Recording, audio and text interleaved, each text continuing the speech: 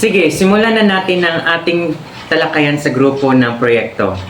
Bella, anong mga natuklasan mo sa mga iyong pananaliksik?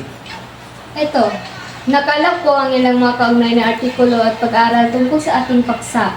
Mukhang maraming impormasyon na magagamit, kaya kailangan natin magsaliksik na mas marami.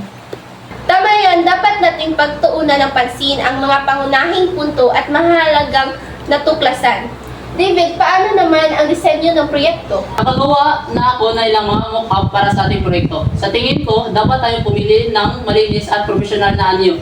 Ibabahagi ko ang mga ito sa ating mamaya.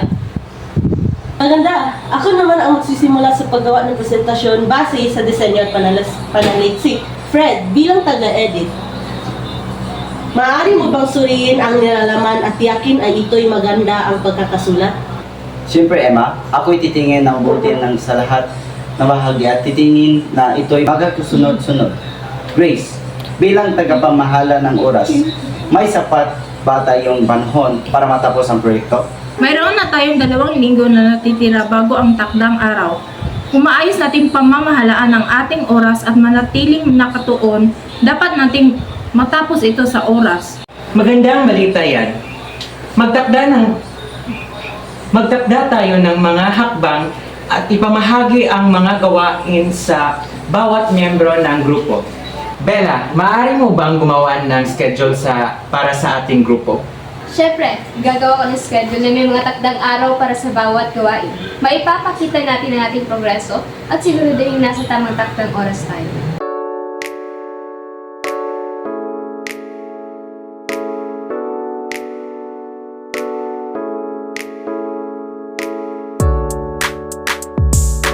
Magandang araw sa inyong lahat. Ako nga pala si Professor Alex at ako ang iyong tagapangsiwa para sa araw na ito. Malugod kong ipinakikilala sa inyo ang mga espesyal na tauhan na magbibigay ng kanilang kaalaman para sa pagsulat ng sanaysay. Una, ibahagi natin ang mga tips ni Bella. Ako si Bella, isang writing coach. Sa ating workshop na ito, tutulungan ko kayo na mauunawaan ang mga batayang konsepto sa pagsulat ng sanaysay. Ibabahagi ko ang mga techniques upang makabuo ng malinaw at kahangahangang mga sanaysay. Salamat, Bella.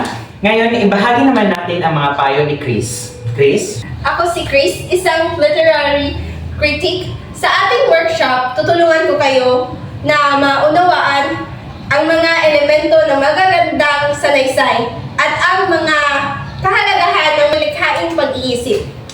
Magbibigay ako ng mga pagsusuri at feedback upang mapabuti ang inyong mga akda.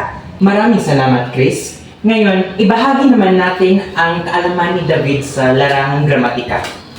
Ako si David, isang grammar expert.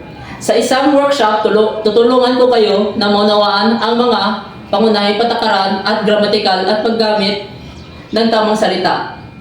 Ibabahagi ko ang mga tips upang mapabuti ang iyong mga sanaysay at mga aspekto ng wika. Salamat, David. Ibahagi naman natin ngayon ang kaalaman ni Emma sa larangan ng malikhaing pagsusulat. Emma? Ako si Emma, isang creative writer. Sa ating workshop, tutulungan ko kayo na maipapahayag ang iyong mga saloobin at ideya sa pamamagitan ng malikhain at makulay na pagsusulat. Ibabahagi ko ang mga teknik upang maging mas malikhain at epektibo sa pagsusulat ng sanaysay. Maraming salamat, Emma. Ngayon, ibahagi naman natin ang mga payo ni Fred sa larangan ng pampublikong pagsasalita. Fred? Ako si Fred, isang public speaker. Sa ating workshop, tutulungan ko kayo sa mapabuti ang inyong abilidad sa pagpapasalita at paghahatid ng mensahe sa inyong mga sanaysay. Ibabahagi ng mga tips upang maging mga kumbinsido at epektibo ang inyong mga tagapakinig. Salamat, Fred. At sa huli, ibahagi naman natin ang mga kaalaman ni Grace sa larangang pag-e-edit. Ako si Grace, isang editor. Sa ating workshop, tutulungan ko kayo na mapabuti ang inyong mga sanaysay sa aspeto ng pag-edit. Ibabahagi ko ang mga patakaran sa pag-edit, gayon din ang mga teknik upang mapabuti ang inyong pag-edit. Maraming salamat, Grace. Maraming salamat sa inyong mga kaalaman at payo sa pamagitan ng ating workshop na ito. Naway matulungan natin ang bawat isa at maraming salamat sa inyong lahat at magandang araw.